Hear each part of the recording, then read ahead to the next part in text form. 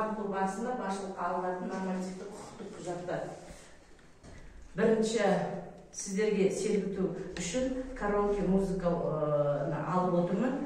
Кішкене өздеріңізді балдарға беретін тәрбиелеріңіз бар, олардан алатын әсеріңізді. Сол үшін қазір бір өлең айтып дайындалайық.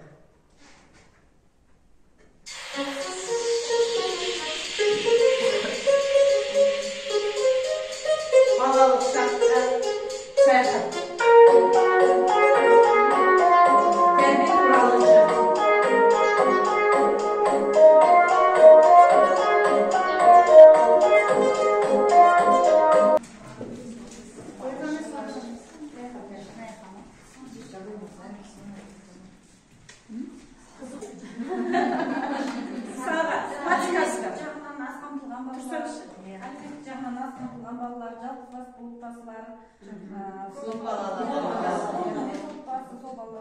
Дұрыс, сол балаларға 5 категорияға береміз.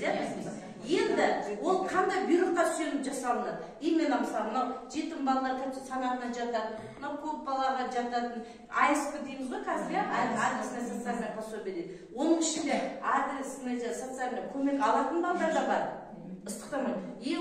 Ондай алмайтындар да балдар жатады. Ал егер біз алмайтын, АСП алмайтын балдарға беретіміз, онда біз қандай құжатқа сүйенеміз? Денсаулық сақтау.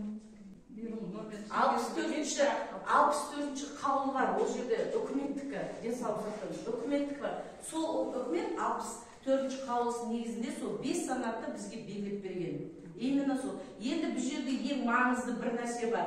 Мысалға біз қандай құжат, мысалы, сіздер енді балдарыңыз бар, біреулеріңіз мектепте істейтіндеріңіз бар. Соның ішінде біз қандай құжаттар жиналады? Ең дұрыс айтады, егер ол асып кетсе, ол доход қалай есептелінеді?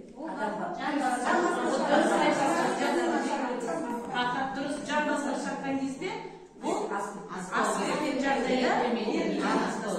Енді бізде қазір барлық осы қыркүйектен бастап жаңа өздеріңіз қалап жатқандай чаттар. Бізде ыстық тамақ мынандай болып жатыр, ана жер мынандай болып жатыр дейді. Бірақ білім мекемесі де бір құжаттарға сүйенеді.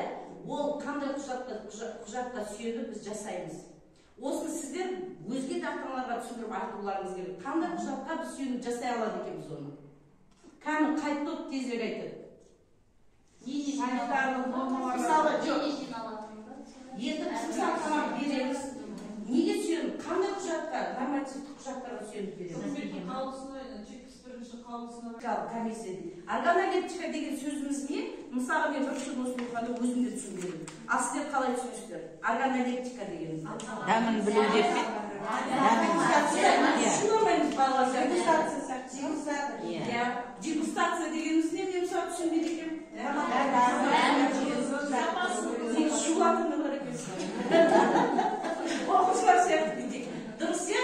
Тамақтың дәмін немесе көзбен көреміз ғой, оны бағалап. Сол кезде біз мен уақыттарыңызды алмайын деп, тек қана мына бракераж дегенді сіздерге қара немен белгілеп қойдым. Органолептикалық көрсеткіштер бойынша тамақтың өнімдері мен дайын тамақтардың сапасын бағалау дейді.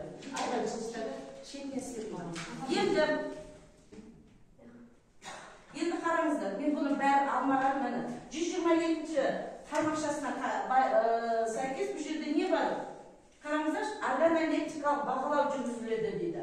Ал енді органолептикалық бағалауды жүргізу үшін біз не істеуіміз керек? Меню, иә? Ас мәзірі. Ал ас мәзірі неге сүйеніп жүргізіледі? Жаңағы неге?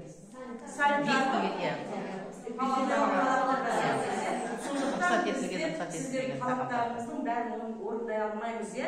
Мысалға бізде пирожки дейміз, пирожкиді мысалға майда қойылған. Бірақ үйде болады, ал бір үлкен мекемеде майды, е? Сондықтан майды болады деп берілмейді. Енді қараңыздар, енді бізде көп несе тағы да спорный мәселе болады. Бізде телеграм чатына меню саламыз, е? Мысалға, бүгін бізде киви деген бар, аптасына беріледі. Кивидің орнына біз банан беріп қаламыз. Не себепті деп ойлайсыздар? Киви жоқ болып қалады. Дұрыс айтады. Кейбір көріп отырмақсы. Сөйтіп, ол жаңағы банан тез құруына байланысты біз не істейміз оны? Қолыз көтерейік пе?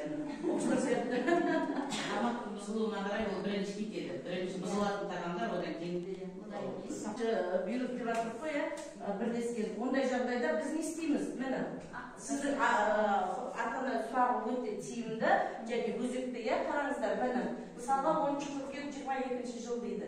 22-23 оқу жылында қыркүйек айының 30 күні мектеп асханасында күнделікті ас дәстүр бойынша берілу керек банан жемісі ауыр жеміспен ауыстырылды дейді. Мені банан сол екен раста қол қоятын әлеуметтік педагог, медбике и аспазшы. Мен бекітемін. Енді келесі жолы мысалға біз мына жерде жаңа бананды алмұртпен алмастырсақ, банан беретін күні қайтадан сол орнын қалыптастырамыз. Кейде енді сондай жағдай болады, жетпей қалады. Енді мектеп асханасы бойынша қазір әр ата-ана өздерінің пікірін айтасыздар, оны постерге қорғайсыздар. Енді бұл жердегі сіздердің баса назар аударатындарыңыз екі үйрек бар бұл жерде, содан кейін тауық бар, соның балапандары бар. Барлық олардың түсі, олардың қимыл әрекеті барлығына назар аударыңыздар. Бұл бәрі тәрбиеге байланысты. Ұқыпты, мұқият болуларын сұрамын.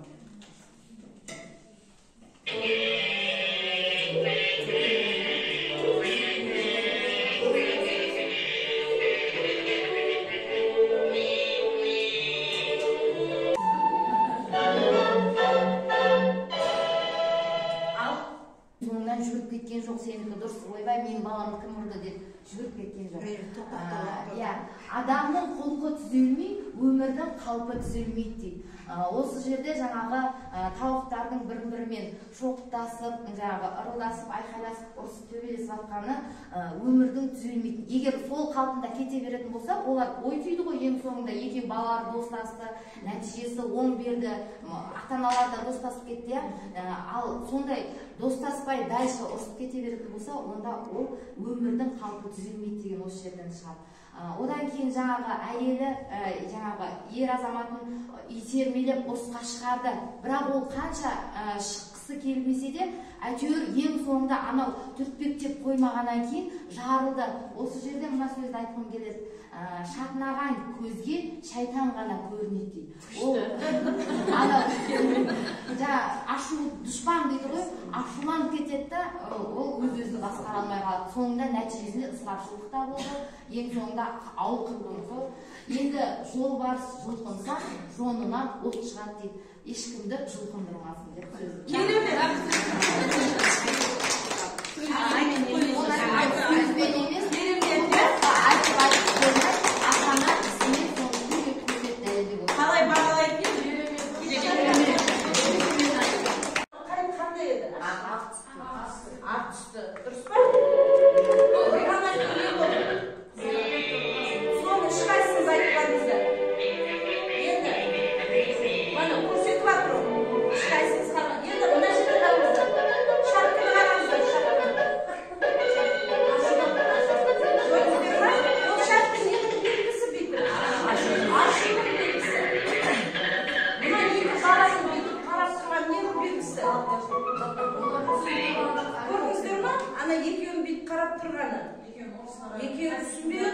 Негізгі ұрысты бастап отқан сол екеуі ғой, дұрыс па?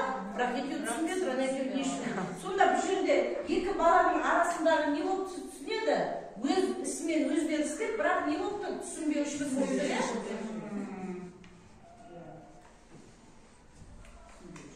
түсінбеушілік болып тұр. Ары қарай келесі.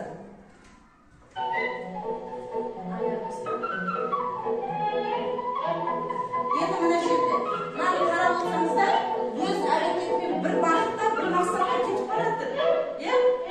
Ал енді мына екеуі таңғалып жатыр. Қайқа барады мынау? Көрдіңіз ба? Қараңыздаршы. Неге мен жаңа сіздерге айттым? Сороконожка. Неге ол сол сороконожка дейді ғой оны? Жұлдызды құрт деді ғой, жұлдызды құрт. Жұлдызды құрт жай кетіп барады ғой. Ал мақсатқа жету үшін тез бүйтіп бармаймыз ғой. Ол мақсатты жай өзінің жай мақсатына кетіп барады. Ал енді мына жерге қараңыздар.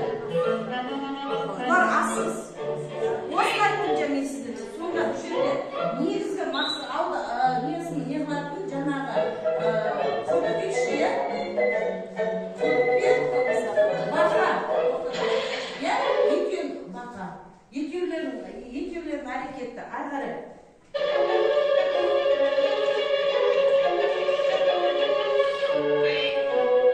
Анау құтқарып алып отыр, қарап отырсаңыздар, иә? Дұрыс па? Біздер ата-ана осы мұғалім нені ортып жатыр? Бір-бірін аттағанда өздерінің болашақ деген ол біздің балаларымыз. Сондықтан осы ыстық тамаққа байланысты сіздер барлық осы норматив құжаттарды біліп алсаңыздар, басқа өзге де ата-аналарға білгендеріңізді чатта кездесуде айтып отырсаңыздар, нұр үстіне нұр болар еді.